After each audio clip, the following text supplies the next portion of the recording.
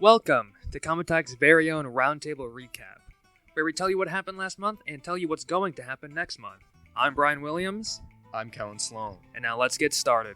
So, as you all know, Intramurals started September 28th, and they've been going on for a while now, and it's been fall sports, spring sports, and winter sports coming up. And the deadline for those is November 5th, so if you haven't already signed up for your winter intramural, you better hurry up and get on that. And now, here's Coach Kaufman with a little discussion on how intramurals have been running so far this year. Hello, I'm Demetrius Camp. I'm with Comet Talk, and I'm here with football coach, Coach Kaufman. And how are you today? I'm doing well. Thanks for asking. All right, so it's come to my understanding that you're one of the coaches that run intramurals. How have they been going so far? How many people usually show up?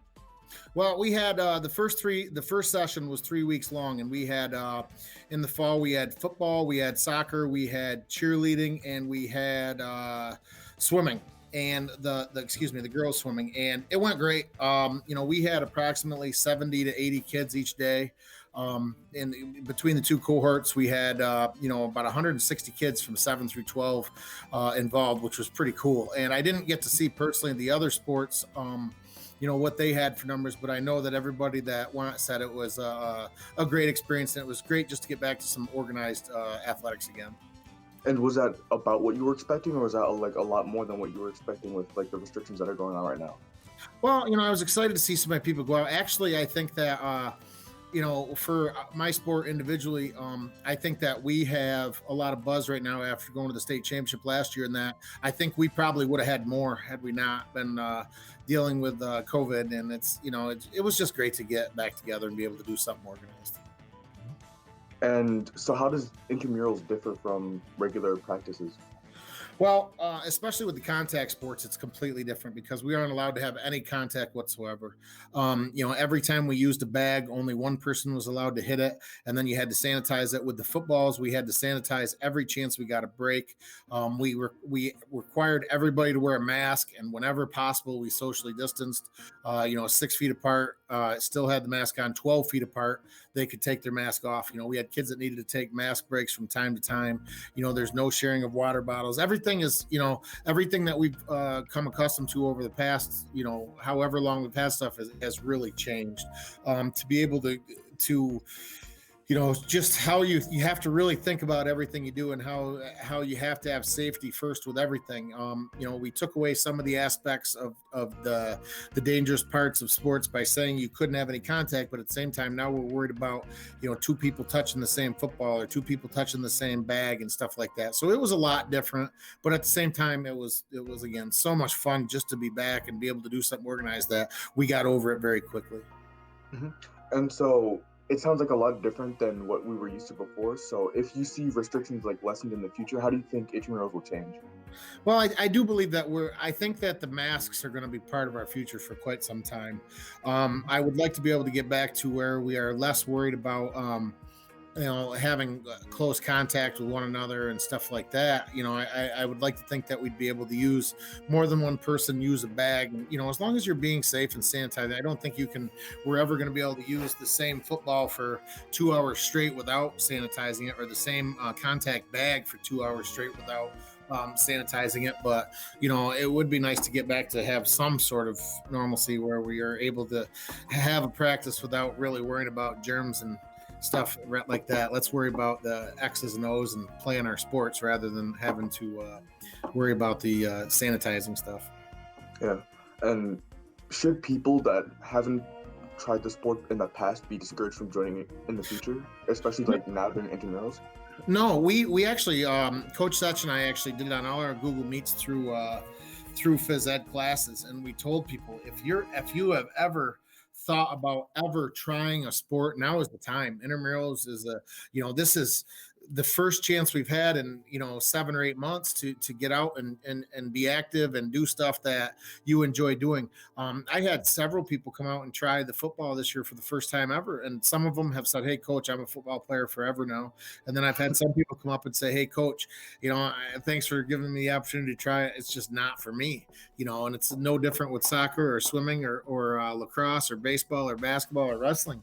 If you've ever thought to yourself, "Hey, I wonder if I'd like this," now now's the time to try, because if you go and you try it and you don't like it, at least you had that opportunity. It's only 6 sessions for each sport. Cohort A is Monday and Tuesday, cohort B is Thursday and Friday for 3 weeks. And to be able to try to do it for 3 weeks is a lot better than saying, going through an entire season and then at the end saying, man, I hated that. Or the vice versa, man, I wish I would have done that for the last 4 years. At least that's one good thing that comes out of it. People are able to try new things that they haven't tried in the past. So, I'm sorry. Go ahead. Yeah, well, there's lots of good things that came out of it. Like I said, you're right. That is one of the good things that came out of it, is that kids got to try something new. But, I can't say this enough. And I know you're going to get sick of hearing me say it, Demetrius. You're probably going to laugh at me. But just the opportunity to not have people tell us, no, you can't do that, for another thing, for people to say, our administrators being comfortable enough and the community comfortable enough with us to say, yes, you can try this. Be careful and social distance and follow protocol and you'll be fine. And the first session went great. It was really awesome. All right. So I have one last important question before I let you go. Who's your favorite student? My favorite student Yeah. is probably he does the greatest videos ever for our virtual assignments. It's a pleasure to have him in class. All right. Thank you for your time. I'll let you get off. I don't want to keep you for too long. Thank you for being All here. right. Now, intramurals aren't the only after-school activity going on in the school now. So far, we have a few clubs starting back up because online clubs have been approved by the school and can actually be run. I've heard of Spanish Club, Key Club, and Math Club all starting operations, and there's probably a few more out there, and definitely more to come in the future. The clubs definitely aren't going to be as social as they've been in the past, since, it's not in person, it's online. But at the very least, you can get together and see some faces that you wouldn't maybe not be able to see outside of school, so that's always a plus. And in other news, the blood drive happened October 27th for cohort A. We had about 23 people give blood. Thank you to everyone who did. If you're in cohort B, don't cry, don't freak out. We have one for you November 20th. And if you're interested in giving blood, cohort B people, you can email Claire O'Connor about that. Put her email on the screen. And yep, again, thank you to everyone. One donation saves 3 lives. So if you're still debating on whether or not you should give blood, maybe this sways your opinion a little bit. Especially nowadays with the whole pandemic going on, blood drives in and of themselves can't be run as efficiently as before. So blood in general is way, way, way more important now than it's probably ever been. So every donation really does help. And now, the last thing we've got for today is another 12 Honors project, the movie night. This happened October 23rd and October 30th, but unfortunately the 30th showing had to be canceled due to cold weather. But the 23rd showing was quite successful. From what I heard, it actually got booked out, or it got very close to being booked out, and overall positive things coming from that end. So if you want to get an experience like that, 12 Honors does have plans to implement more familial community events in the future. All right, that was our roundtable recap for October. A little bit of a dry month, but it's to be expected. So yeah, we'll see you guys next month on roundtable recap, and we'll see you very soon, actually, for our next installment of Comet Talk. Thank you, everyone, for watching.